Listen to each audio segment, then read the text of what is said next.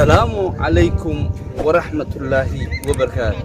خيارتا كحرا ليل ناجبوي channel وإني سلام يا دمانتي.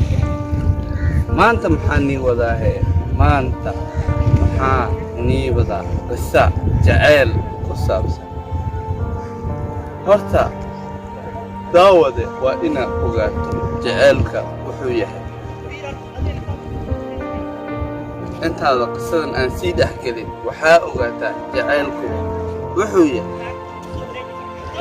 جعلك aniga waxa aaminsanahay inay yihiin labada nolol iska heshay oo is caashaqtay maanta xeebta ayaa xeebtan waxaan ku keenay inaad dareento qisadan cajiibkeeda fadlan nala socda oo maxaan ku leeyahay muuqaalkan قصداً إيجيسو إلا دمان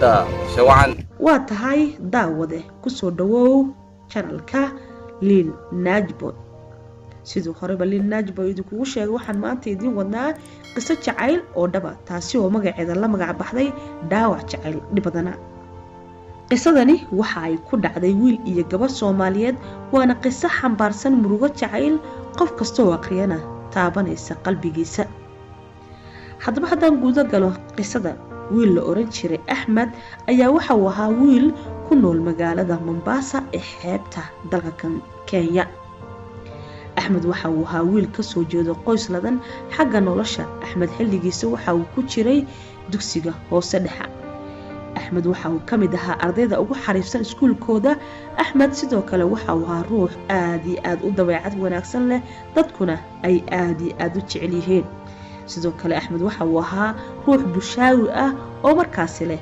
asxaab tiro badan Axmed ma uusan lahayn hooyo iyo aabba toone balse waxa uu lahaa laba gabdhood oo isagaasi la dhashay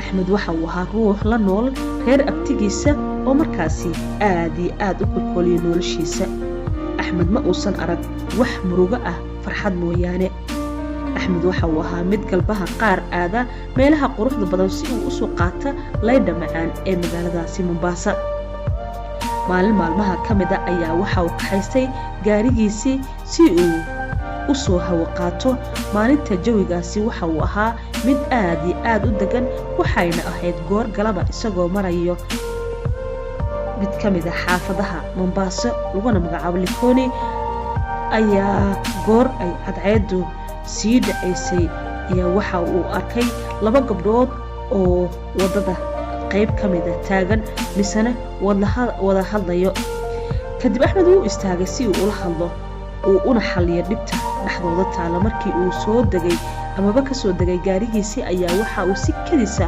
indhaha ugu dhuftay qalanjo aad iyo aad u qurux badan oo labada gaari mid kamid ah ku jirto watahay Axmed waxa uu soo dhaqaaqay dhankii inanta markiiba waxa uu yiri walaalo maxaa kugu dhacay si degan ayay ugu jawaabtay waxayna u sheegtay dhibta dhaxdooda taala xogo markii arintii ku jiray xal la uu laayahay ayaa Axmed waxa uu ka dalbaday inantii inay soo raacdo ayna wada tagaan garage markaasi ayna ka fogeyn agtooda ayna gabadhii iyada ka aqbashay waxa ayna soo gaareen amaba ay yimaadeen garage kadib waxa loo hagaajiyay inantii gaarigii lacagtina waxa bixiyay Axmed inanta oo ka heshay wanaaga inta la eg oo markaasi u sameeyay wiilka ayna garaneyn cidda uu yahay ayaa si farxad ay ka muuqato ku tiri walaalo mahadsanid amaba aad iyo aad ayaad u mahadsantahay Axmed ayaa markaasi si diiran ugu yiri adiga ayaa mudan walaal Axmed waxa uu sii raaciyay hadalkiisii walaal ii sheeg fadlan magacaaga iyadina si diiran ayay u tiri aniga waxa la yiraahdaa Muno Axmed ayaa isaguna sidoo kale wuxuu yiri amaba u sheegay magaciisa inuu yahay Axmed waxayna kala qorteen lambaradii kadibna waa ay kala tageen Muno iyo Axmed waxa uu u soo dhaqaaqay dhankii gurigooda maalintii Axmed waxay u ahayd maalin aad iyo aad u farax badan ama ugu farxad badan intii uu jidka ku soo jiray waxaa qalbigiisa ku soo noqnoqonaya hadalladii Muno kadibna waxa uu soo gaaray gurigiisii. haddaba mar ay saacadu ahayd 9:00 fiidnimo ayaa uu soo wacay lambarkii gabadhii Muno ahayd.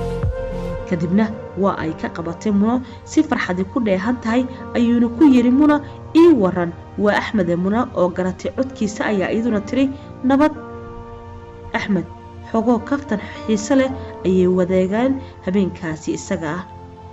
markii uu dhigay Axmed teelkiisii qalbigiisa waxaa si dhaba u dagay dareenka jacayl habeenkaasi oo idil. waa tahay waa sheeko aad iyo aad u xiiso badan. Axmed ma uusan seexan, wuxuu ahaa sidii ruux hurdo oo haddana soo joodo. waagii ayaa baryay sidii caadada u ahayd. Axmed waxa uu aaday iskuulkii isagoo farxad badan wejigiisa laga dheehanayo. kadib su'aalo dhowr ah ayaa la weydiiyay Axmed, saaxiibadii ayaana weydiiyay, isna waxa uu ahaa mid ku qanciyo inuu iska faraxsan yahay oo kaliya ee aanay waxba jirin. kadibna waxaa laga soo dareeray iskuulkii, wuxuuna ku soo laabtay gurigii. Axmed waxa uu baryay waa cusub, waxa uu noqday qof ka fakaraya markasta qalbigiisa waxa ku dhex jiro inantii quruxda badneed ee markaasi uu soo bartay.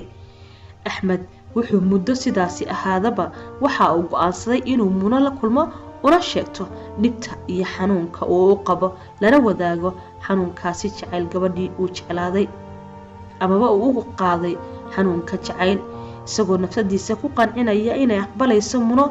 arintaasi ayaa waxa uu soo wacay teelkii Muno, waa ayna ka qabatay kaftan goosgoos. hadabadii Axmed waxa uu ku yiri Muno caawo ma kulmi karaynaa? Munona waxa ay Axmed ku tiri haa waynu kulmi karaynaa oo waa ay ka aqbashay. wicitaankii teelka kadib isagoo faraxsan ayuu dhigay teelkii, wuxuuna isku diyaariyay sidii uu ula kulmi lahaa Muno. wuxuuna soo kaxaysay gaarigiisii, wuxuuna soo abaaray meeshii ay markaasi ballantu ahayd. markuu soo gaaray goobtii in yar kadib waxaa timid Muno oo iyaduna si ka duwan sidii hore u soo labisatay, kana qurux badan kulankii hore ama maalinkii hore aad iyo aad iminka uga qurux badan. Axmed ayaa si farxadi ku dheehan tahay ku yiri soo dhawow Muno. waxayna isweydaarsadeen hadallo kaftan cabaar. markay fadhiyeen ayaa Muno waxa ay ka dalbatay inuu u sheego wixii uu ugu yeeray wiilkani. Axmed oo runtii wejigiisa ay ka muuqato naxdin kana baqayo inay diido codsigiisa ayaa hadalkii ku bilaabay weerahan. asluub badanay Munaay, dhowrsanida edabtiyo dhaqankiyo xishoodkiyo samahaad u dhalato filkaabaad wax dheer tahay. waxa uuna sii raaciyay isagoo Muno ku yiri Muno codsi ayaan caawa wataa, waxaan rabaa inaad ila wadaagto dareenka jacayl, xiriirna aad ila samayso.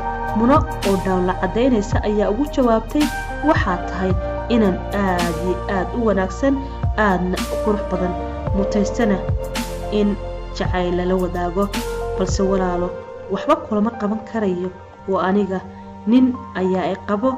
ninkaas isaga ah ee qabana waa nin aad iyo aad ii dhibaateeyo, maadaama ahay naag nin qabo haddana mar walba uu ka maqan yahay gurigiina uusan la joogin, waxbana uusan la qabanayn.